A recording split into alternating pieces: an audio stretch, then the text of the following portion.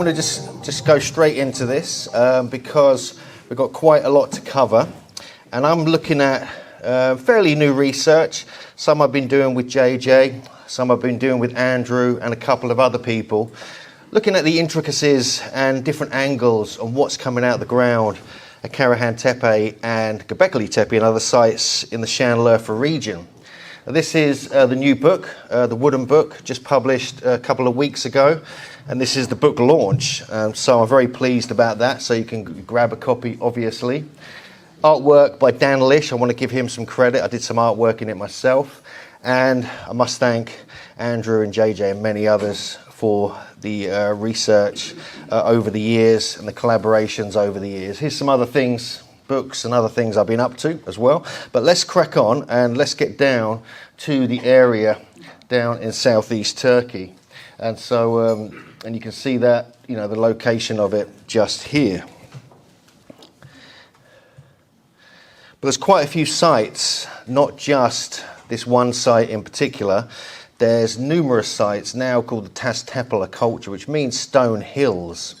And there's 12 official sites now under investigation. But actually there could be more. There's a good chance there could be up to 20, possibly 30, because many of them aren't being investigated, aren't being excavated, but they're known about. But to me, there's a certain number of them which we've had a chance to visit, we've got access to, we've got to know the families, and we've actually been able to see things that many others haven't been able to see. And if we do actually get quite a few of these opportunities actually during our tours that we do out there as well. So we often get groups into this situation as well. Now this is just Göbekli Tepe before excavation. There wasn't much going on there before the mid-90s, although it was known about in the 1960s. I first went there in 2013 with Andrew and with Graham Hancock. It's actually Graham's first time there as well. It's just before they started putting a roof on. They were actually banging nails and putting wooden slats up whilst we were there. But most of you know about this site. It goes back to 9600 BC or thereabouts. Some people have suggested a little bit older. But generally, we're looking at the end of the last ice age. Now, I'm not going to repeat too much about Göbekli Tepe here. I know Andrew's going to be speaking about it a little bit. You know the background of the site pretty much. And it really is quite remarkable when you consider the size of it, because this is just what's been the main part that's been excavated in the southeast corner so far. But the scan, the GPR scan of the site, shows you there's much more still to come out the ground. A lot more, in fact. There's suggestions, there were roofs on it, their walls were there originally, although we think the walls and the roofs, if there were any roofs, were added later. Certainly the walls seem to cover up many of the carvings on many of the pillars, so it's hard to imagine that these were in fact there originally. Enclosure D obviously is one of the most important and the largest areas in Göbekli Tepe itself. It has the two central T-pillars like most of the enclosures do. The pillar 43 or the vulture stone. And this just gives you a kind of sense of scale in the reconstruction that is in Şanlıurfa Museum, which I call this enclosure JJ because she's the one standing there. And in fact, this photo that I took of her has actually gone viral. It's been like posted about 8 million times all across the internet because it seems to just give a good example of what we're dealing with here when we're looking at the scale of these sites. We're really looking at, you must imagine, if you've been inside Stonehenge, the heights of the central T-pillars and enclosure D are pretty much the same. They're like 18 feet tall or 5.5 meters. And so they're pretty big. They're not small sites, you know, they're not small enclosures, and there's multiple enclosures, and now there's multiple sites across this whole landscape. Andrew and Rodney Hale did some research on the acoustics, found that the elliptical geometries of many of the sites, especially at Göbekli Tepe, but also now at Karahan Tepe and a few other places, do have these acoustical properties based upon the geometry and the sort of placement of the stones and everything else. In the early 2000s, Paolo de Bertolis of the University of Trieste carried out archaeoacoustic research at Göbekli Tepe in enclosure D, and he found pillar 18 especially, and the space between the pillars resonated at 68 to 69 hertz with harmonics of 91 hertz and 138 hertz, close to the basic musical fifth.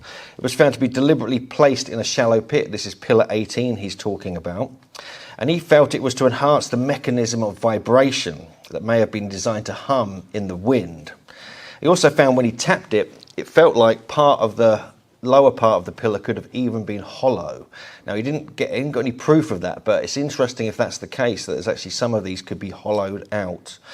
And, you know, further research has been carried out. Not too many experiments have been done. They don't really allow that anymore. They did when Klaus Schmidt was there, but not since the new archaeologists have really come in.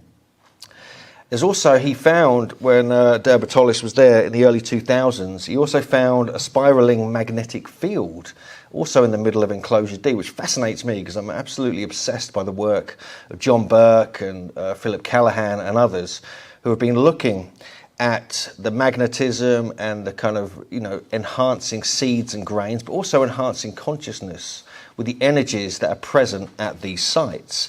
And the fact that this has been recorded with scientific equipment, and this is major equipment they used here, it wasn't just a handheld magnetometer on an iPhone or anything like that. And so they got some really interesting effects. And they took it from many different angles and got the same results.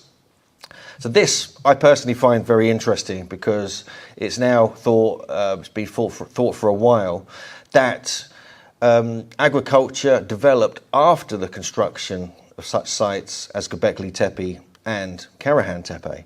And so were they using the natural magnetism of the earth to enhance their scenes and enhance crops and also enhance their consciousness? It seems like this could be the case. There's much symbolism, I believe, which talks not just about fertility, which is something myself and JJ have been researching, but also these serpents. In some traditions, these could represent earth energies, or they could represent telluric currents, or the magnetic field and fluctuations in it. There's debates about this because we don't really know exactly what they meant to the builders of Göbekli Tepe, but we do find them all over the world. They're generally linked with elements of wisdom and the rising of the Kundalini and things like this. But on the left here, you've got one example of a symbol of Enki, one of the Sumerian gods, the Anunnaki. Next to it, you've got Göbekli Tepe. And then you have a stone, actually, from Gigantea in Gozo, next to Malta. And on the right, it's Saqqara. And they all seem to show the same kind of symbolism. And it does suggest that there was religious activity kind of going on here. One of the earliest places that had this in the world, like Göbekli Tepe, that is.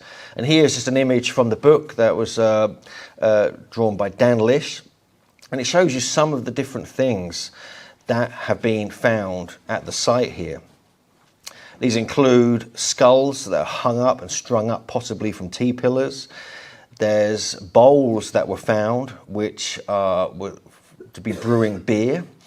There's different phallic imagery. There's feminine imagery in one of the statues of what looks like a birthing goddess. There's cut marks, which JJ's been researching, which is also linked with goddess traditions.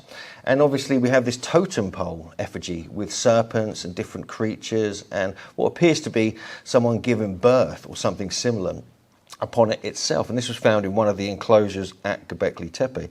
What fascinates me personally is the fact that there's compelling, circumstantial evidence, I believe, that they were ingesting very interesting substances into their bodies. We know they were drinking beer. It may not have been that strong, but when it went a little bit mouldy, it produces ergot, which is basically LSD. We also know that mushrooms may have been growing on cattle dung in this area. Terence McKenna's talked about this. There's traditions even from Çatalhöyük in central Turkey from a couple of thousand years later. And also, this is an area where down in Israel, at a certain cave down there, that goes back to at least 13 or so thousand years, they found more evidence of this ergot, which is suggestive that they were experimenting with psychedelics. Now, this is a whole other subject. It's going to be a chapter in the new book that myself and JJ are working on, but we feel there's some significance now. I know Andrew's talked about it, I know Graham Hancock's talked about it, but we feel this could be the trigger that made so much remarkable abstract art come out of these places and innovations taking place there. We also know that this area is close to an earthquake zone, and we know this because of the recent earthquake that took place in Turkey, which really hit Gaziantep. But this was actually felt near Göbekli Tepe. It was felt near Karahan Tepe as well. And so this is suggestive of, could be one of the reasons they decided to close down the site and cover it over deliberately, from fear earthquakes could possibly destroy it. Now this kind of fascinates me because this is again linked with the work of John Burke, and he believed earthquake zones and fault zones were extremely important in the understanding of the ancient mindset, because they, you have earth lights, you have strange orbs that occur, you have different energies that come out of the ground, and this could be what they were looking at and feeling and sensing, and why they were placing sites in certain places, because it had some kind of energy associated with that.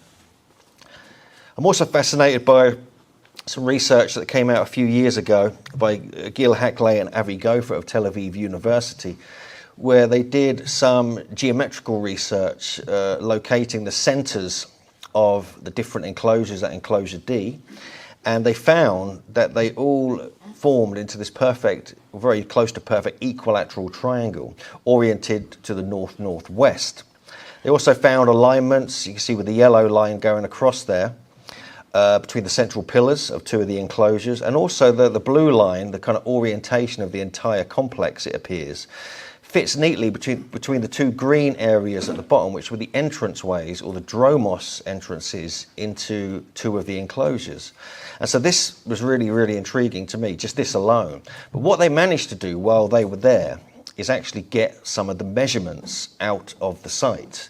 Now, we've not been able to do that. We've tried to find the exact measurements of all the sites in this area, and they're just not available. Everything is approximate, roughly, or about.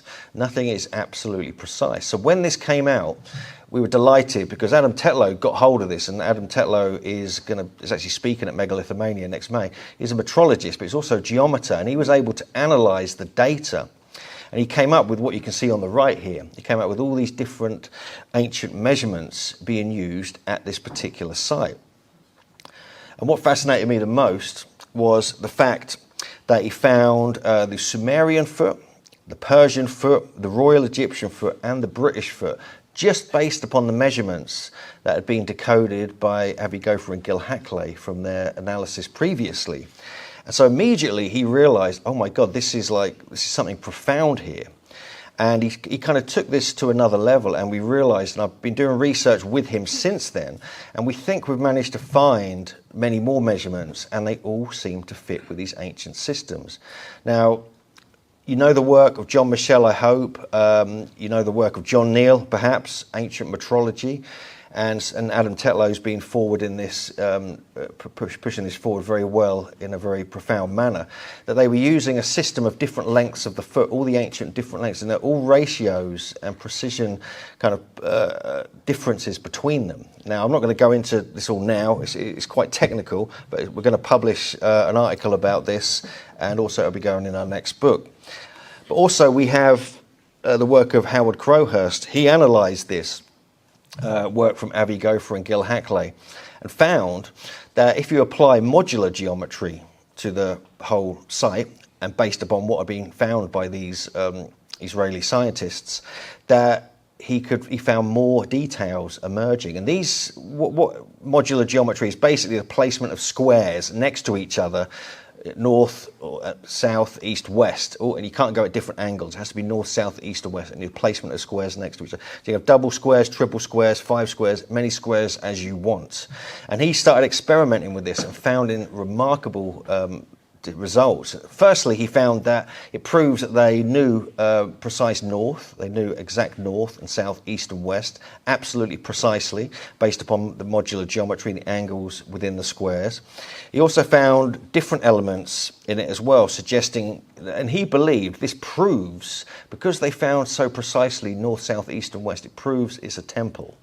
Now this is the basis of temple construction, when you find these principles in place at a very early phase. And so they weren't just working with the north-northwest or going to the south or the east and west, they were precisely new north and then built everything according to these principles, which absolutely fascinated me, because we're finding perfect double, triple squares and other such things, but also these equilateral triangles and perfect numbers coming out of ancient measurement systems. So it all starts to fit. So I decided to play around with the geometries, and I'm absolutely a big fan of Alexander Thom. He's one of my heroes, and you can see him looking super cool there on the left. I found this really old photo of him, which I thought was amazing. Here's some of the geometries that he analysed. These are the main ones he found when he studied over 600 stone circles in the British Isles. Obviously, most of them were circular, so we haven't put that in, because but he found these many different ones as well. I'm not going to go into all the details. Basically, flattened circles, we have ellipses, we have kind of egg shapes and various forms. Now, I've decided just to apply these because I saw, when I looked at Göbekli Tepe in the overhead plans, I kept seeing some of these shapes, I thought, within them. So I'm just going to run through this with you. Now, this is just hypothesis. This may not be 100% correct, but I want to show you these because I find these fascinating. There's different variations on the egg-shaped circle type 1. All of them incorporate Pythagorean triangles, which are whole number triangles. Different shapes and sizes of these, but they're always Pythagorean triangles, which is fascinating. So they had an understanding of Pythagorean geometry, it appears, even at Göbekli Tepe. Now there's other versions of this egg which are slightly thinner, like we find at Karnak in Brittany. The Menec alignments there and the cromlechs, they actually fit more precisely to enclosure D than this one does. But I wanted to show you this because it's like neat and tidy, and you can see it, how it kind of fits together. There's many of these egg-shaped circles. I think there's at least 12 to 15 of them in various parts of the country. Here's a couple of examples here. 12 apostle circle and alum water stone circles. Again, they're all slightly different shapes because you can adjust the Pythagorean triangles to get different widths and lengths. Even the Claver-Cairns in the highlands of Scotland, in Inverness, have this. We have also the Druid Temple, which has this similar geometry as well. Most fascinating to me is the fact that we have this at Nabta Playa in southern Egypt. This very small stone circle, mind you, but this has been researched, analysed, and illustrated by Robert Bouval and Thomas Brophy. And they found, this goes back to like the 6th to the 7th millennium BC, possibly. It could be a little bit younger than that. But what it suggests is that they were using quite advanced geometry to lay out simple circles like this, because they would have had to do the same thing, create Pythagorean triangles and then take measurements and angles from particular spots within the structure itself. So that, to find this and possibly enclosure D and circles in Britain, all incorporating very unique geometry, I find absolutely compelling. But enclosure C at Göbekli Tepe is even more intriguing. This one seems to fit even better. This is a flattened circle modified type B. This is one of Alexander Thom's geometries. And again, we have Pythagorean triangles involved here. But what I find intriguing about this is that we have two circles here, or two flattened circle modified type Bs, one smaller one and one larger one. There's an outer and an inner circle, and they both seem to fit the same geometry. Here's a close-up of it, and you can see the construction lines and the points on the Pythagorean triangles actually hit the centres of the central T-pillars. And it kind of, you can shuffle it about a bit until you get the right thing, but it virtually aligns with the southern entrance, which we've had the Dromos stone at the end of the avenue leading up to it. And it all just fits pretty well. I mean, there's a bit of a debate about this between some of my colleagues, but I believe that there's something interesting going on here, especially because we're finding different numbers. Now, enclosure A isn't so accurate, in my opinion, because we haven't got the exact position, and some of the stones have actually been knocked around and moved, possibly replaced even. And we have that in all the enclosures, possibly. And so this is, like I say, a hypothesis, but I find it intriguing that we find possibly all three different geometries at sites here and in other places around the world. In fact, all those three geometries we looked at are found up on the Outer Hebrides, on the Isle of Lewis around Callanish. The various stone circles there seem to be the same as what we find at Göbekli Tepe. So whether that's a coincidence or a legacy is still being researched. And this is what it looks like altogether. And this is just one site, remember, out of potentially many, many sites. I'm going to have a look at a couple of others as well. But let's just remind ourselves of what we're dealing with here. Huge area that's still to be excavated. Now you know about those geometries. What do you think about the scans here? Some of these shapes seem to be possibly even representing other geometries which we have yet to research. But what I find absolutely fascinating as well, again, is the metrology. Now, this is going to be a hard one to kind of take in, but this is some research I've been doing on the different enclosures, and I've used about 8 different maps and different measurements. I've really looked into this as closely as I possibly can and tried to get some understanding of the size of some of these enclosures. Now, this is just the first attempt. I'm going to do this again and again until it gets correct. I'm going to send this to a few people as well to get their feedback on it.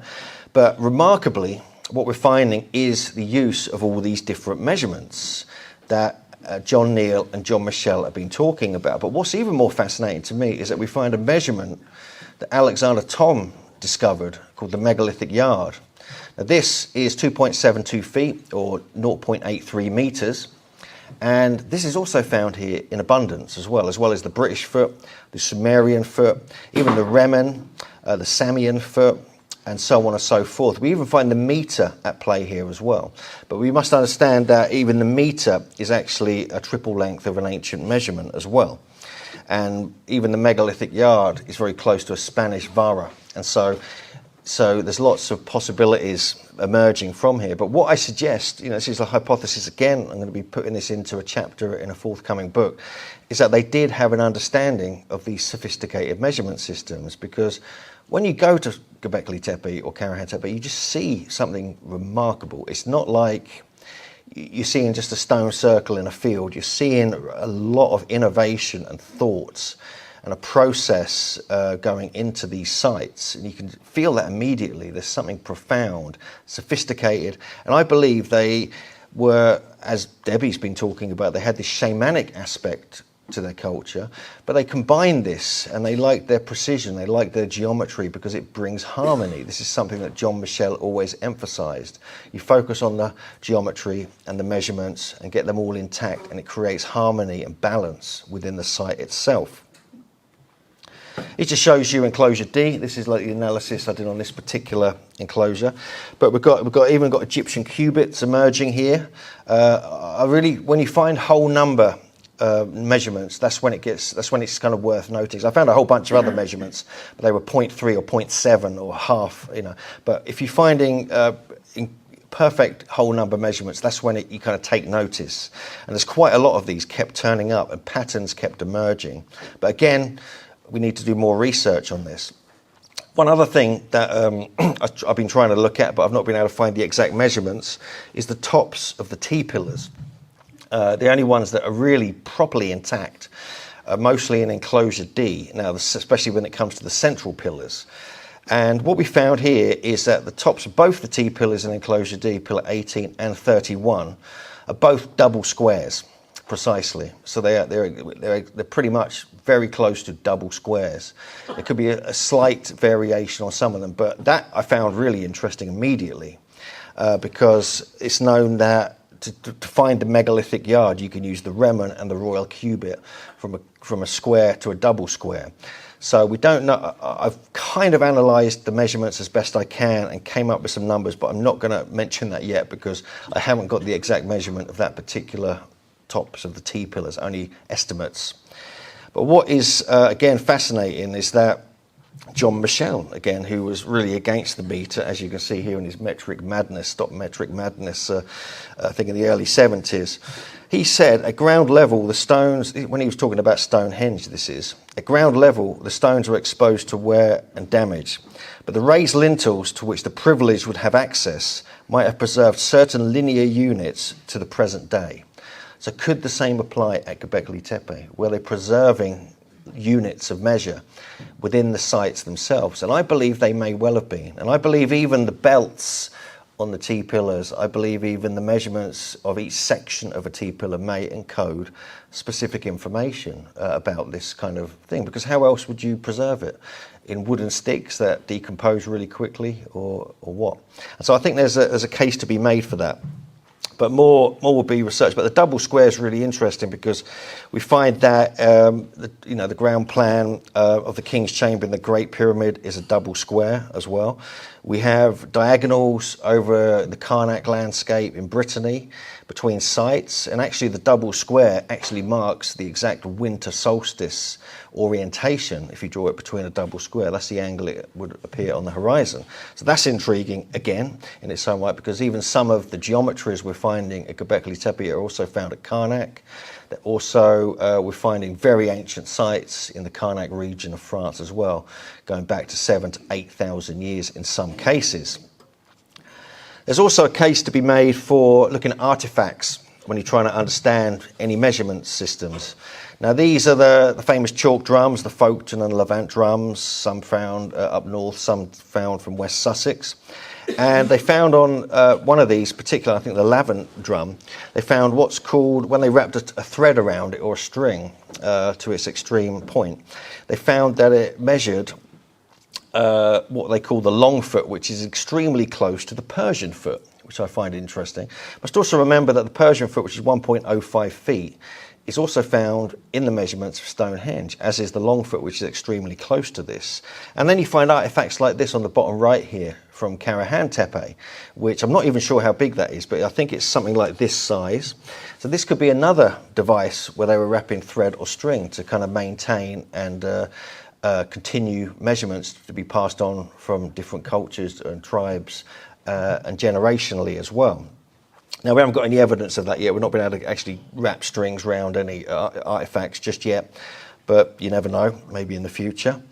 And just a little kind of warm-up for Andrew's talk. This is some of the discoveries being made at Göbekli Tepe this September.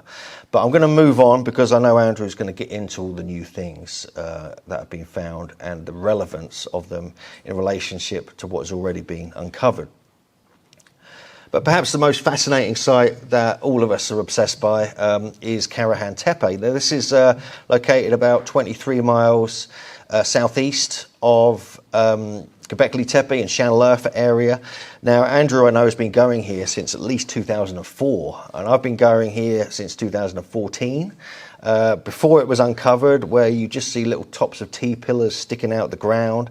It's in the middle of this kind of low mountain range called the Tek Mountains. And even when we went there, 2014, 2015, 2018, you wouldn't see too much. You'd see cut marks, you see the unfinished pillar down the west side, which is 18 feet tall. You see a few stones sticking out the ground. But it wasn't really until 2019 when excavation began. It wasn't even announced properly until 2021, September 2021, where this was being uncovered. And this just shows you the main enclosure here. This is what's called structure AD. It's up to 75 feet wide, although we think it could be a fraction smaller than that, and since I've been looking at the measurements. But we've also got other enclosures. You can see on the bottom right there, where structure AB or the pillar shrine, structure AA or the pit shrine, and numerous other things carved into the bedrock. But what we can see is that even the main enclosure has half of it carved out of the bedrock, or almost half of it, and the rest are freestanding pillars. So this is a remarkable discovery. I mean, all these years we were going there, we had really no idea this was going to be so special when they eventually uncovered this. I mean, I was just expecting a few small T-pillars, a couple of artifacts, but no, this is just the tip of the iceberg. This image here is from actually like October 2021, so now they've excavated more. But even now, they've only done 5% of the site at most. Then only 1% was uncovered. So we're looking at something astonishing. The dating on this is controversial. There was a paper or some article that came out claiming it was older than Göbekli Tepe, but this doesn't seem to be the case. The earliest dates, what the archaeologist Neshmi Karal is talking about, is 9,400 BC, so it's 200 years younger officially than Göbekli Tepe. But there has been finds of, you know, certain artifacts or certain spearheads and other such things and blades found that were older. And so they think there may have been people moving around over this area, but not necessarily building here and settling here and working here until 9400 BC. So this is the pit shrine, which they look like they were filled with water, but we're not too sure about that. And there's the kind of channel that leads into the pillar shrine, and it goes again into the main enclosure. Now, I've been looking at the geometry of this as well. This isn't quite as convincing, but it is interesting. I know Andrew's done some research and found that there's an elliptical element to this as well. And this is one of the geometries that Alexander Thom came up with, but this was found in rock art rather than actual stone circles themselves. But I like the name of it. It's an egg-shaped circle with semi-elliptical end type 3. That's one of my favourite names of geometries, and so. But I thought this was interesting nonetheless. I'm going to keep applying these geometries, see what we come up with, see if there's any variations at these sites. Because it certainly seemed there's something very, very interesting that was being carried out here. Lots of innovation, ideas, alignments, and other such things. Again, this is based upon Pythagorean triangles. And in this enclosure there are potentially 18 pillars around the edge. About 5 of them, we think, are carved from bedrock, which is remarkable. And there's kind of layers coming up outside it, almost like an auditorium, but these could have been added later. There's a southern entrance, which would be on the left. You can see slabs that may have been the steps going down into it. And there's various other enclosures, which obviously I cover mostly in my book. Here's one of the dudes who may have constructed it, and he looks pretty intense. You can see he's got a very, very big head going around the back there. So whether that's a hood, whether that's a hairstyle, or whether that's an elongated skull, or he's wearing a mask, we don't know. But there's some analysis has been done on this by Andrew, linking it with possible Denisovan ancestry as well. I'll leave that to him. Hopefully he'll have a look at that later. And also, one of the most remarkable things found here, these beautiful stone plates. Now, these are like polished, beautifully polished. These are up to 2 feet wide. I think one of them is 2.5 feet actually now. A new one has been found at Karahan Tepe as well. And you can see there's different types of stone brought in from different areas. Some of it is extremely hard stone. There's thought some of it might be diorite.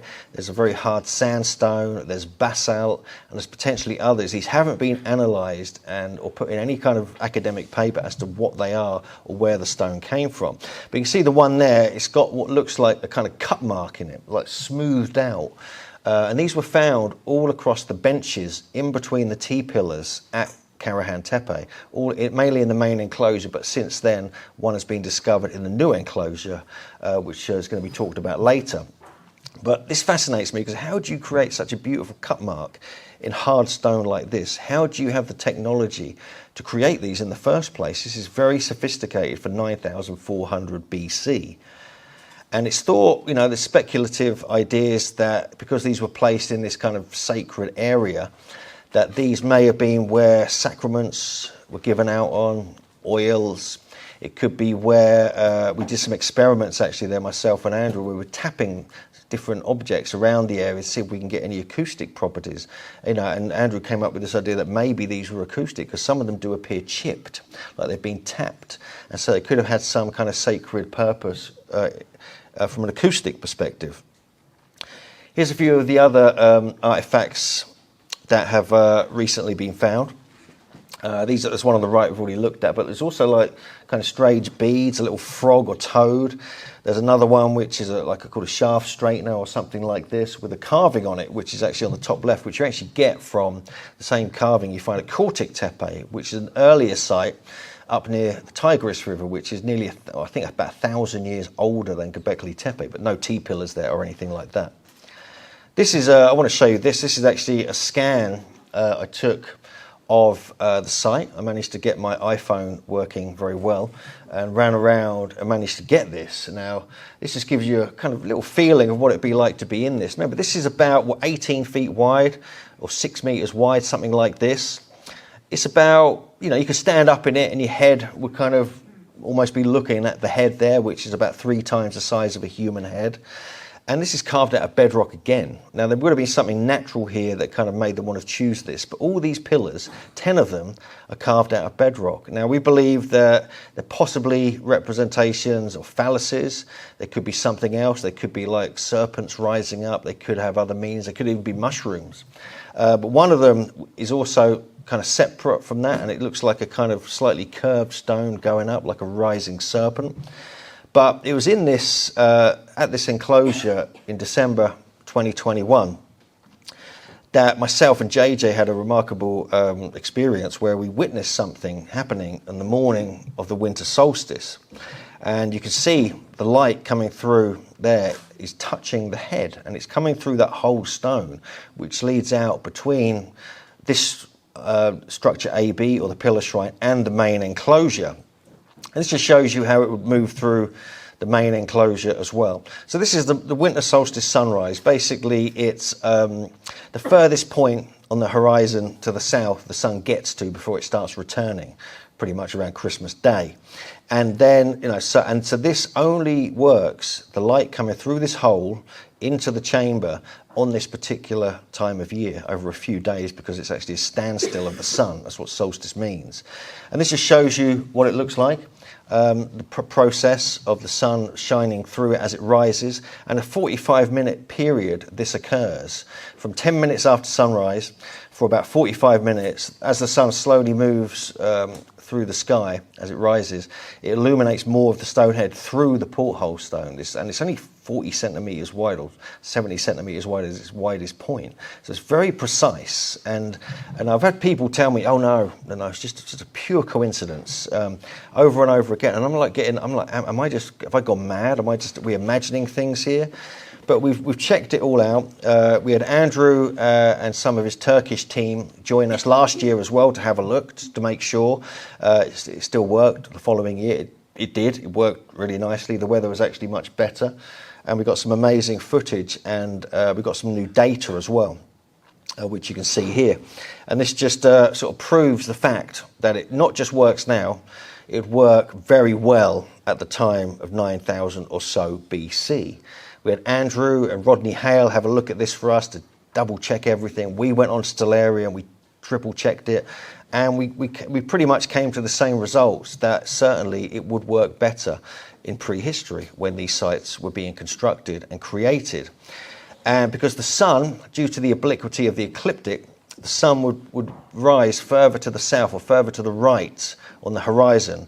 We worked it out anywhere between 1 and 1.5 degrees to the right. And so this is really intriguing. And so this would have actually illuminated the head slightly better.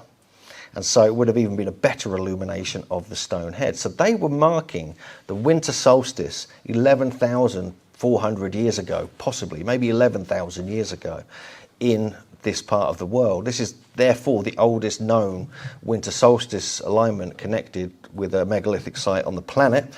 There are other researchers who've looked at Jericho and other places. This just shows you a time lapse. The time lapse, that's not the time lapse, the next one is. But this just shows you the photos from last year as well, 2022. And this just shows you a time lapse. If you look at the face, you can see we've speeded it up. You can see the way the sun currently moves around. So you get a sense of actually being there. And some people, JJ and Graham Hancock, also pointed out that looked like a human fetus, kind of the shape of it as it moves around. And then it finishes kind of going down the chin onto potentially a beard, but it looks like there's scales going down, the kind of like serpent scales going down the chin, underneath down the neck. Then afterwards, after about another 20 minutes, the sun rises over the top of the porthole stone and illuminates the top of the head rather remarkably like this, although this may not be relevant. But it looks pretty cool, like some kind of halo nonetheless. And there we did some analysis that Andrew put together for us. We're just trying to work out the alignments.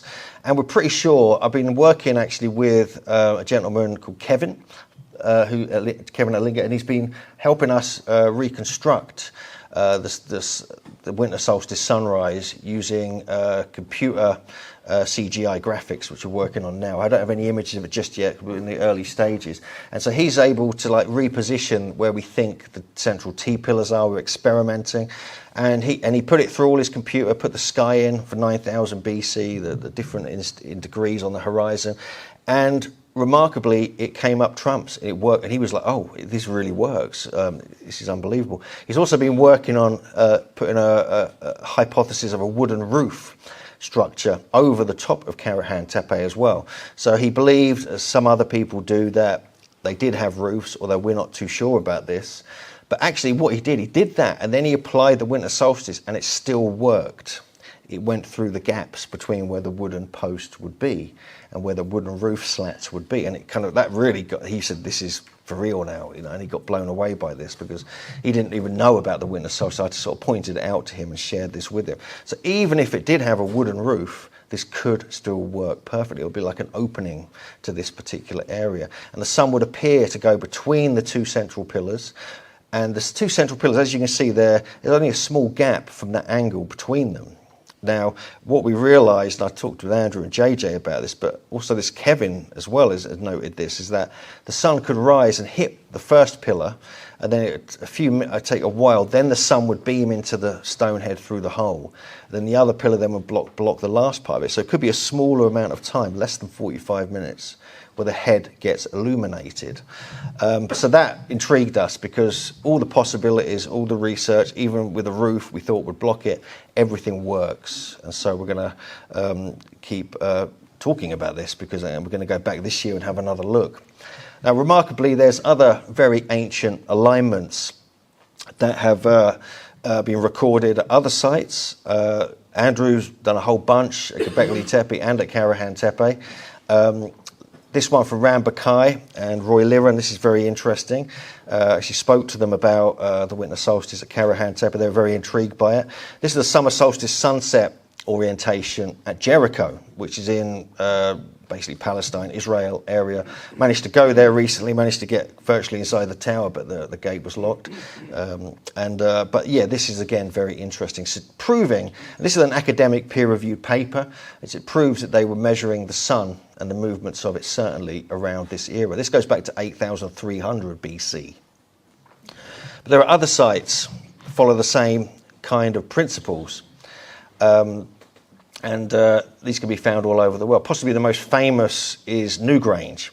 We know that the sun rises and for 17 minutes the light shines through, illuminating the whole kind of corridor, hitting some carvings at the back. We have even a winter solstice alignment at Stonehenge as well. This is something that Simon Banton and Tim Dorr discovered. There's also, we have it at Chaco Canyon, where strips of light, which are similar to what we find, this kind of sort of strip of light moving across the head at Karahan Tepe. We find similar things in Malta, you can see on the top right there, at Chaco Canyon. And even at Karnak in Egypt has a major winter solstice alignment in the main Karnak temple, not the Karnak in Brittany. Although the Krakuno rectangle and some other sites in Karnak, Brittany do actually have these precise winter solstice alignments, partly based on the squares we were talking about earlier. Now we've got this article we published, a kind of lengthy article on grahamhancock.com. He's very supportive of this analysis we did.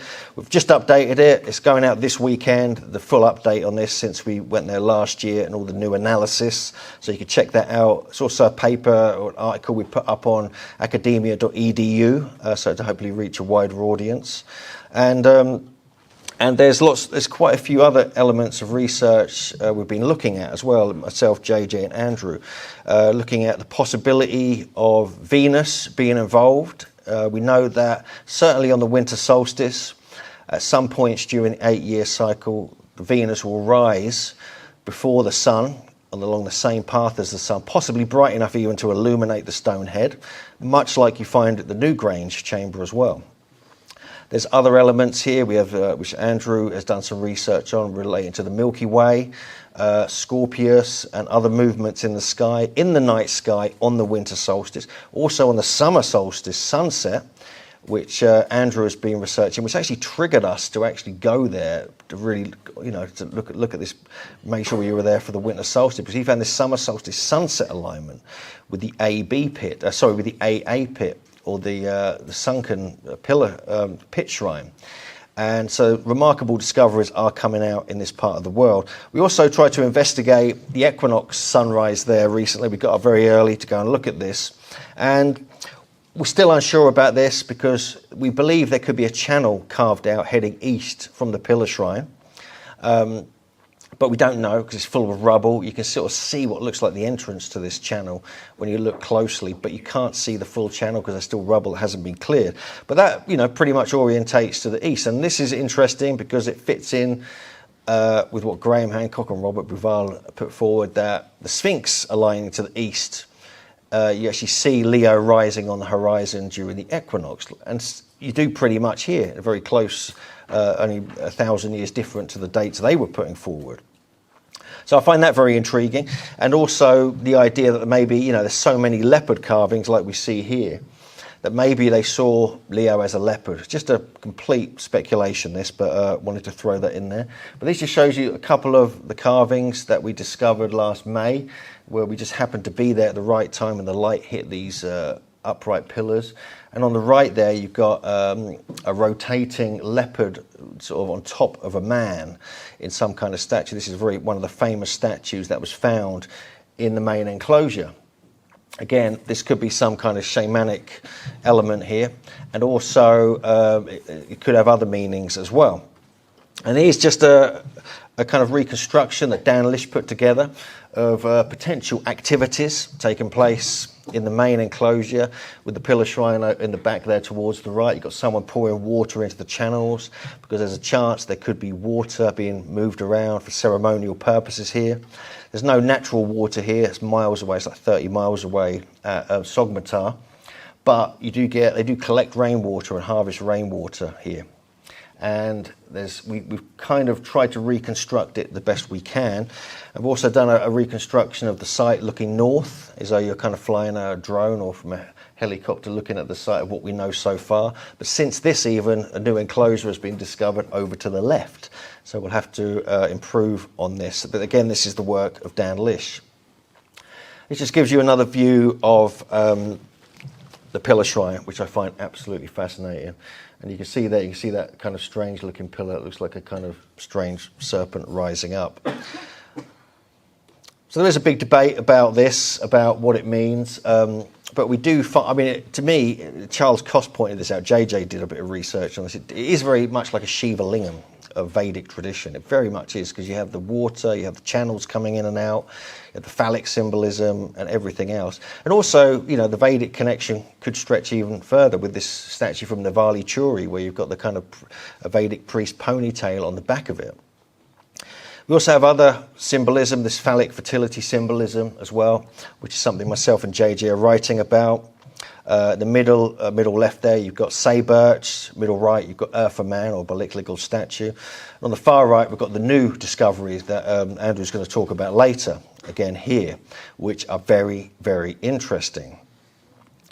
But Say Birch is also one of the most fascinating sites. Here's a 3D scan I did of the enclosure, and it's got these different, what looks like leopards and a bull and two humans in it. Managed to get a full scan of what's been exposed so far. And I say Birch is a very interesting site. They've started excavating in a field next door to it as well. I'm not going to talk too much about this because we're kind of running out of time. I know Andrew might mention it as well. But some interesting discoveries. Now, I've got a wager of £10 with Andrew on this. He believes if you expand the geometry of the enclosure at Say Birch, you'll get an ellipse. But I'm putting my money on a flattened circle type B. So I might lose £10, but we're not going to know probably for about 10 years until they excavate it. But maybe inflation will make it 15 by then. So we're having a little debate about the different geometries here, but it's kind of fun, and I'm going to make a little bit of money out of it as well. So even better. And this is one of the new stones that's been found at Say Birch. This is a huge, great thing. This is like possibly a dromos stone, possibly a porthole stone. Again, they even found human remains here as well, but we don't really want to show those photos. Another site there I just want to mention is Jan Lahoyuk. Again, this is a remarkable site. We actually found this T-pillar lying on the ground at this particular unexcavated site. Some analysis has been done on this already, but very little excavation. We managed to see some artifacts from the locals. There's just me kind of posing it up with a stone. And also we investigated this remarkable tunnel there as well. Yeah, there's Andrew down at the bottom of it. Yeah, this is like 100 metres long, 300 feet long, going in a slope down into the ground at one of these sites, which we can't really give the exact location of at the present moment. But it just shows you that there's other things to be discovered here, including more geometry linking up the sites. Now, you'll have to look at the book for more details on this. This is Howard's analysis. He found Pythagorean triangles across the landscape, even linked with Göbekli Tepe and Baalbek, which is quite remarkable.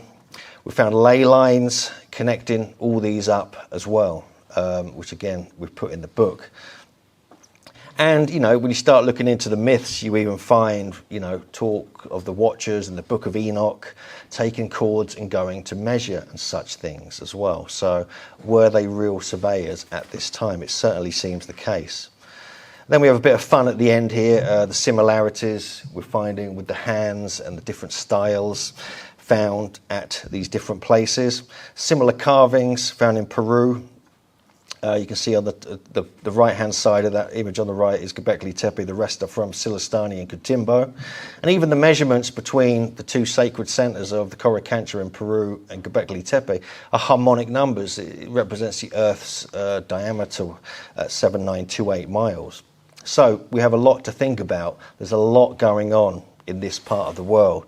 And this just shows you some of the other alignments and geodetic analysis we've done, which I'm not going to go into now. I'm really not. So thanks for listening, everybody. This is the book.